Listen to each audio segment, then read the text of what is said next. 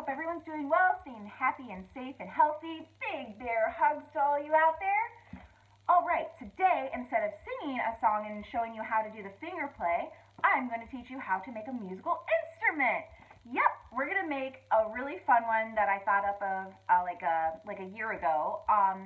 It's going to be like a string instrument. You could also kind of turn it into a percussion instrument. Well, your infant will. It's called like a banjo, or it could be called, an upright bass. It could be a ukulele, a guitar, anything you want to call it for a string instrument at home. You could even call it the cookie sheet guitar, because we're going to be using a cookie sheet. So you're going to be using a pan. It could be like a cookie sheet, or it could be just regular, like thin pan for cooking. It doesn't have to be just for cookies. And whatever one you have at home, it doesn't have to be specifically like a small size for your infant. Obviously, you shouldn't choose a heavy one unless you're going to be right in front of your infant, across from them and helping them lift it up and down, because it might be a little heavy slamming it down on the floor. I just picked this one up from the kitchen, and then the strings for the instrument are going to be rubber bands. So the thicker and smaller rubber band will produce like a more lower tone sound and bass sound, and then the thinner ones are going to be more high pitched. And then if you want, if you don't have that many rubber bands, you could also switch it up and use like a headband.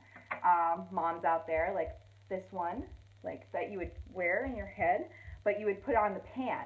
And that's cool because it doesn't really have too much rubber elastic on it in it, so it shouldn't make too much noise. But when it strikes onto the cookie sheet, it almost hits like a slap, so it sounds kind of like a percussionist instrument. And then another headband kind of one too. So what you would do is just take the rubber bands and the headbands, whatever you have, and cover the pan up. And if you are musically inclined, you could always, put the rubber bands according to an instrument. And I'm just going to do some random assembling of the strings. You could always change it up too.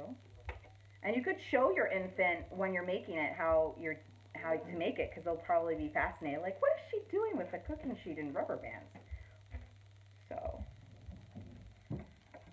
do that. It's pretty fast, no mess,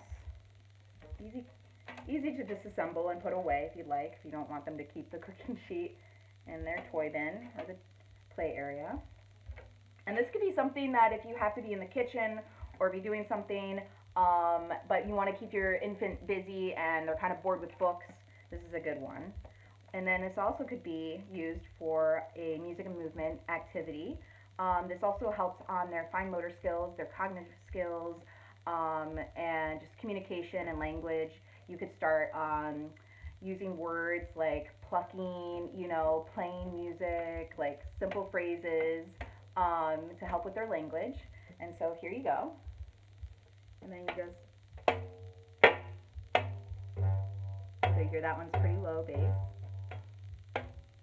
And you could show them how to use their pincer grasp to pluck it, or they could just use their thumb, almost like a real guitar, or you could just use your whole hand like an upright bass. So there you go. It's really fun. And then just assemble it. Just make sure you're not near your infant, so just in case the rubber bands snap as you take it off. So yeah, the best rubber bands are the ones that have not been used frequently, so they've still got that elasticity in it, so it doesn't snap and break. But yeah, I've been doing this activity with many of the infants through the years of child development I've been teaching, and it's always been a really fun instrument and a fun activity. So I hope you enjoyed, and I hope you play some fun instrumental string music with your infant. All right. Next, we'll be seeing you on one of our Zooms hopefully soon. All right. Bye, friends. Guys, I hope you are having a good week. And today I'm going to read the book, Guess How Much I Love You. Guess how much I love you. Little nut brown hare, who was going to bed, on tight to Big Nut Brown Hare's very long ears.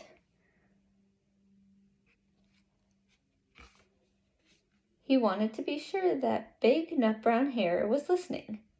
"Guess how much I love you," he said. "Oh, I don't think I could guess that," said Big Nut Brown Hare.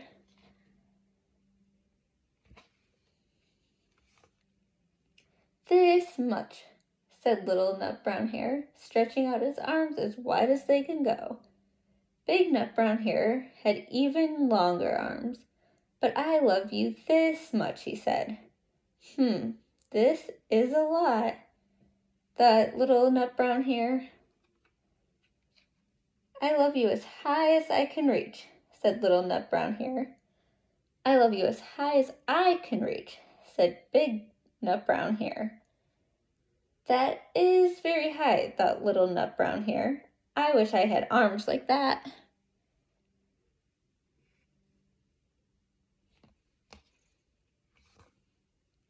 Then Little Nut Brown Hare had a good idea.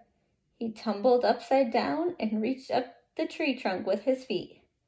"I love you all the way to my toes," he said. "And I love you all the way up to your toes," said Big Nut Brown Hare, swinging him up over his head.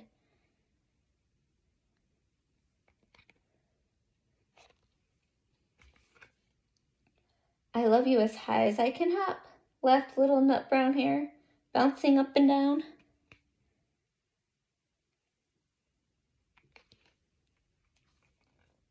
"But I love you as high as I can hop," smiled Big Nut Brown Hare, and he hopped so high his ears touched the branches above. "That's good hopping," thought Little Nut Brown Hare. "I wish I could hop like that."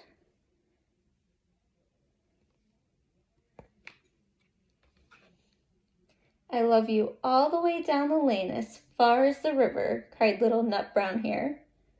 "I love you across the river and over the hills," said Big Nut Brown Hare.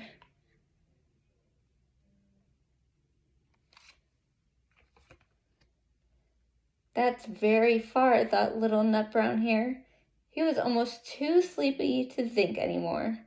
Then he looked beyond the thorn bushes out into the big, dark night. Nothing could be as farther than the sky. "I love you right up to the moon," he said, and closed his eyes. "Oh, that's far," said Big Nut Brown Hare. "That's very, very far." Big Nut Brown Hare settled Little Nut Brown Hare into his bed of leaves. He leaned over and kissed him good night.